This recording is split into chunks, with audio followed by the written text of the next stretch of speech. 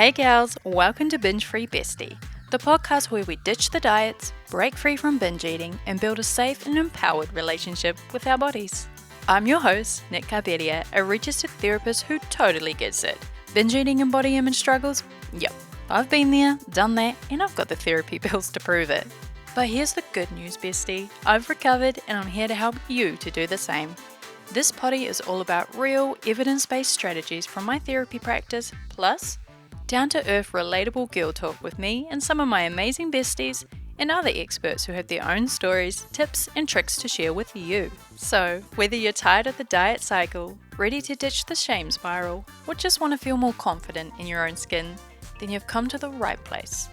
It's time to get real about food freedom, body acceptance, self-care, and building a life you truly love. Let's get into it, besties. Hey besties, and welcome back to the podcast. This is the Recovery Rebellion, and we are gonna pick up where we left off.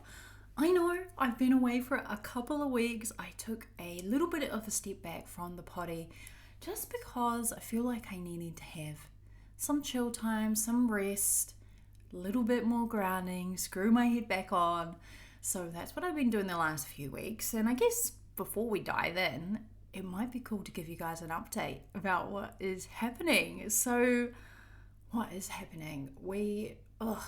It's been a crazy few months, really. I mean, I've shared with you guys already about how I recently won a global business competition. And as a result of that, in October, I'm going to be heading to Los Angeles to go behind the scenes of Diary of a CEO. I'm going to be hanging out with Stephen Bartlett and also a fellow called John Hu. So John is the founder of Stan Store, and that is who I host my online program with. So he provides that digital platform. I host my program on it. And they ran a challenge. 16,000 people entered. I won, this girl from New Zealand, and ever since that moment, it was about 6 weeks ago, life has gone absolutely mad. And so things are starting to come together. So we've got the dates. So I'm going to go to LA around the end of October, which is super exciting. I don't have too many more details to share just yet, other than, we're doing the podcast recording and I'm going to get some mentoring with the guys. That's really all I can share about that. But in the meantime, I've been getting my little ducks in a row. So what I've done is I've currently closed the enrollments to the breakup because I thought, wow, I've got this, opportunity of a lifetime. So how can I make the program even better for you girls? So what I've done is I've closed the doors to that. I've been working behind the scenes on enhancing the offer, thinking about how I can make the community a lot stronger, how can I improve the content in there. One thing that I have developed, which I'm very, very excited to share, is called Binge Free Bestie Coach Belle. So Belle is an AI-powered chatbot, basically, and I have essentially made a digital clone of myself, which sounds really complicated and really hard, but I did a little AI course and it wasn't that hard. So basically I've programmed her with the entire content of the breakup, plus, little bits of my personality, my points of views, the clinical approaches that I use. And now, as part of the breakup, you're also going to have a 24/7 AI-powered binge-free coach. How cool is that? So you can essentially go on there. You can ask Belle any question under the sun that you have to do with dieting, binge urges, what to do post-binge, food freedom principles, like how to build a meal that is in alignment with my food freedom guidelines. You can talk to her about mindfulness strategies, some breathwork techniques, like basically anything under the sun. She's your hype girl and she's going to give you the pep talk that you need. And it's really cool because she can do that when you might be having a binge urge in the car. Or she can do that for you in the middle of the night.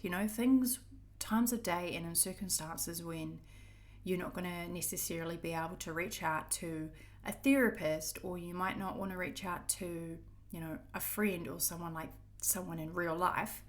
So that is pretty cool. So now the breakup includes that 24/7 AI powered coach, which is wicked.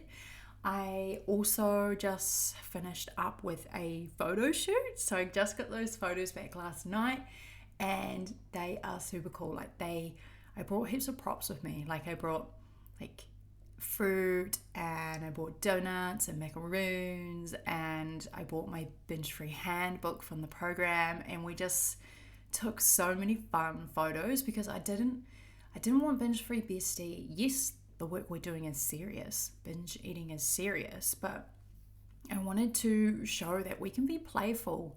We don't have to take ourselves so seriously. Food does not have to be a source of stress. So I can't wait to show you guys the photos. I think I'm going to post some on Instagram today.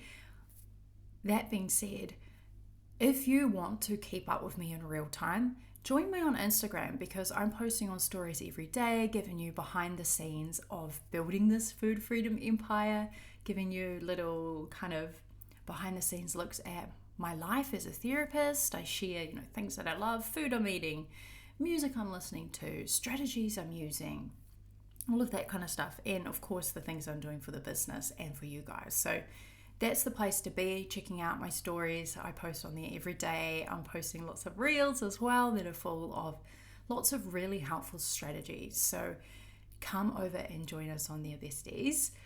That's kind of the update that I wanted to give you. So I had the shoot. I've got a new website coming. That should hopefully be here in a couple of weeks. And once the website is live with my rebrand and my awesome new photos, and I've finished kind of adding those new values to the breakup, then I'm going to open the doors again. So that will reopen, I reckon, in about 2 or 3 weeks from now. So I have a wait list. Head to my Instagram or head to my website and you'll find the wait list there. If you get on the wait list for when doors reopen in a few weeks, you're going to get perks. So make sure that you do that. That is your little rambling update for the day. Let's keep moving with the recovery rebellion. So far we've talked about diet culture, we've talked about why diets don't work, we've talked about how they're profiting off your shame, we've talked about what it has been costing you to continue in this toxic relationship with food and eating. And today what I'm going to do is I'm going to break down the number one reason why you might find yourself overeating and how you can actually work on that. So if you have been nodding along on these few episodes of the Recovery Rebellion so far and you've been thinking, okay, I get it. Diets don't work. I can accept that. I understand that. But then why do I keep eating like this? That is what we're going to nut down. Oh no, that doesn't sound good. That's what we're going to nail down today. So that's what we're chatting about. So what we're going to dive into is the number one reason that binge and emotional eating continues. Is the root cause that people really tend to overlook. And when I tell you that, once I learned this for myself, it changed everything. I really mean that. And my clients, the women that I work with, they say that this one thing has been the key to their recovery too. So, what is the key to that recovery? Restriction is the root cause of binge eating. Yes, I know it sounds a little bit backwards, especially if your binge eating really feels out of control or it feels chaotic or compulsive. So let's get into it. Restriction is the root cause of binge eating. Okay, so I know that might sound a bit backwards, especially if your binge eating feels out of control or chaotic or compulsive, and you might be thinking, nah, I'm not restricting though, I'm constantly eating, I can't stop eating. But here's the thing, restriction isn't just about skipping your meals or following a classic diet plan. Those things are obvious. Restriction can actually be quite sneaky. It can be quiet. It can be dressed up as wellness or discipline. And it can be happening even when you don't necessarily realize it. So here's some examples of what restriction looks like in everyday life. Example, you might eat smaller portions than you actually want to because you're telling yourself that less is better. Or I can only eat until my stomach is 70% full, something like that. You might skip breakfast because you're making up for how much you ate last night. You might load your plate with veggies and protein, but you're avoiding carbs. Quietly avoiding carbs because you just don't trust yourself with them, or you shouldn't really put those on your plate anyway. You're perfectly happy with just the veg and the protein. Can look like craving something sweet, but telling yourself, I've already had enough today. I don't need it. You might spend all day thinking about food, so that food noise is super loud, even when you're still eating. But it's because your mind is still in restriction mode.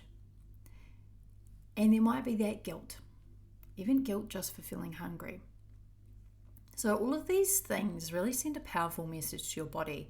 And that message is that food isn't safe, food isn't reliable, and food is being controlled. And your body, she's super smart and she does not play around. So what happens when your body senses that food is scarce for whatever reason, whether it's physically scarce because you're not giving it to yourself, or it's mentally scarce because you're putting in all those food rules and you're berating and bullying yourself. What happens is your body kicks into survival mode. So here's how it kind of looks. So you might suddenly get tunnel vision for food. So you can't stop thinking about it. That food noise is on 100%. You walk past the pantry 15 times and you can't stop thinking about what is in there. You start craving everything that you told yourself you shouldn't have all week. And your brain goes from doing just fine to, fuck it, screw it. And in 30 seconds flat, you've gone from, doing good, being good, to totally falling off the wagon. You fall off the wagon and then what? You're knee deep in a binge. You're eating fast, you're eating past fullness, you're probably eating in secret, and of course you're feeling just out of control and really powerless. Cue the shame. The shame always comes in at the end, doesn't it? And you tell yourself, see, I knew I couldn't be trusted. I will just have to start over tomorrow, and tomorrow I'll get it right. But the truth really is that urge to binge is not sabotage from your body, from your brain. It is protection. Your body is not out to ruin you. It's just trying to save you. It's trying to keep you alive. It's trying to fight that hunger. It's fighting that scarcity. It's keeping you safe from the chaos that restriction is creating in your system. So binge eating is not a flaw in your character. It's not a failure of control. It's just a biological response to that mental and physical deprivation. And the more that you try to clamp down, so the more that you try to fight back with eating smaller portions or tighter rules or more of that good food versus bad food type of thinking, the more your body's just going to keep fighting back. And when you're not feeding yourself enough, so you're not feeding it consistently, freely, without strings attached, then your body is going to eventually override any willpower that you do have to try to stick to those plans, and you're going to binge or you're going to overeat. It has to do that. And that's not weakness. That's not weakness.